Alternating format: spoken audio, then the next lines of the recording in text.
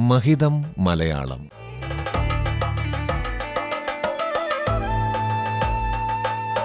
മലയാള ഭാഷയുടെ മഹിമകൾ കേട്ടറിയാൻ ഒരു സർഗയാത്ര.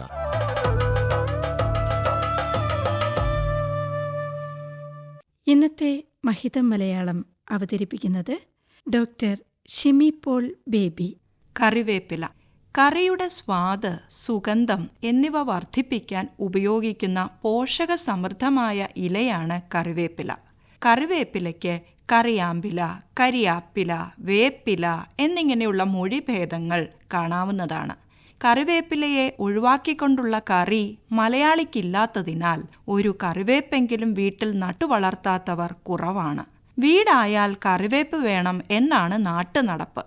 ജീവിതം വില്ലകളിലേക്കും ഫ്ളാറ്റുകളിലേക്കും വഴിമാറിയപ്പോഴും ചെടിച്ചട്ടികളിലോ പോളിത്തീൻ ബാഗിലോ നട്ടുപിടിപ്പിച്ചും കറിവേപ്പ് സംരക്ഷിച്ചു പോരുന്നു.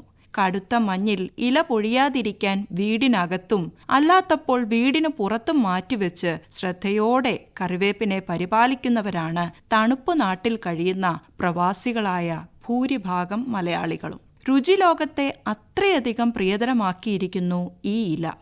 പാചകലോകത്ത് ചിരപ്രതിഷ്ഠ നേടിയ കറിവേപ്പില മലയാളിയുടെ ഭാഷാ വ്യവഹാരത്തിലും ചെറുതല്ലാത്ത വിധം കയറിപ്പറ്റിയിട്ടുണ്ട്. കറികൾക്ക് മണവും ഗുണവും നൽകിപ്പോരുന്നതാണെങ്കിലും തീൻമേശയിലേക്കെത്തുമ്പോൾ അതൊരലോസര വസ്തുവാണ്.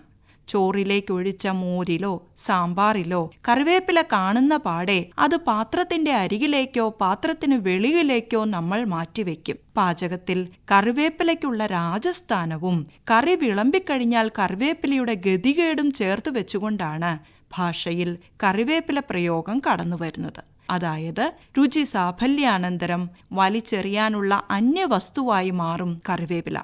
യോഗ്യനായ വിധത്തിൽ കൊണ്ടു നടക്കുകയും അതിനുശേഷം വലിച്ചെറിയുകയും ചെയ്യുന്ന കറിവേപ്പിലയുടെ ഈ ഒരവസ്ഥയെ സൂചിപ്പിക്കുന്ന മട്ടിൽ കാര്യം കഴിഞ്ഞാൽ കറിവേപ്പില പോലെ എന്ന് പ്രയോഗിക്കുന്നു. കാര്യം കഴിയുമ്പോൾ പുറന്തള്ളുന്ന അവസ്ഥയെയാണ് ഇത് സൂചിപ്പിക്കുന്നത്. അത്യാർത്തിയുടെ ലോകത്ത് മനുഷ്യരെ കറിവേപ്പിലകളായി വലിച്ചെറിയുന്നതിന്റെ സൂക്ഷ്മ അധികാര ബലതന്ത്രങ്ങൾ സമൂഹത്തിലും സാഹിത്യത്തിലും പല മട്ടിൽ കാണാനാകും. മാതാപിതാക്കളുടെ ആരോഗ്യവും ധനവും ഊറ്റിയെടുത്ത് അവരെ കറിവേപ്പില പോലെ മാറ്റിവെക്കുന്ന മക്കളുടെ നേർക്കുള്ള ചോദ്യചിഹ്നമാണ് റഫീഖ് അഹമ്മദിന്റെ അമ്മത്തൊട്ടിൽ എന്ന കവിത. വണ്ടി തട്ടി ഓടയിൽ വീണ ലക്ഷ്മി എന്ന പെൺകുട്ടിയെ മകളെപ്പോലെ വളർത്തുന്ന റിക്ഷാക്കാരനാണ് പി കേശവദേവിന്റെ ഓടയിൽ നിന്ന് എന്ന നോവലിലെ പപ്പു. അമ്മ മാത്രമുള്ള അവശ്യയായ ആ അനാഥ പെൺകുട്ടിയിലാണ് പിന്നീട് പപ്പുവിന്റെ സ്വപ്നങ്ങളും പ്രതീക്ഷകളും മുട്ടിടുന്നത്. അമ്മാവൻ എന്നാണ് അവൾ പപ്പുവിനെ വിളിക്കുന്നത്. ലക്ഷ്മി മുതിർന്ന് പട്ടണത്തിലെ ധനികന്റെ മകനെ വിവാഹം കഴിക്കുന്നതോടെ വെറും റിക്ഷാക്കാരൻ മാത്രമായ പപ്പുവിനോട് അകൽച്ച കാണിക്കുന്നു. ക്ഷയരോഗിയായ പപ്പു കറിവേപ്പില പോലെ അവഗണനയുടെയും മരണത്തിന്റെയും ഓടയിലേക്ക് വലിച്ചെറിയപ്പെടുമ്പോൾ സ്നേഹിക്കുന്ന കുടുംബത്തിനു വേണ്ടി സർവസ്വവും നൽകി ഒടുവിൽ നിരാലംബരായി തീർന്ന അനേകം മനുഷ്യരുടെ പ്രതീകമായി രൂപാന്തരപ്പെടുന്നു.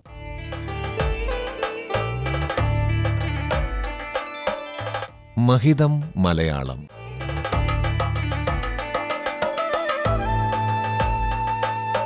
മലയാള ഭാഷയുടെ മഹിമകൾ കേട്ടറിയാൻ ഒരു സർഗയാത്ര.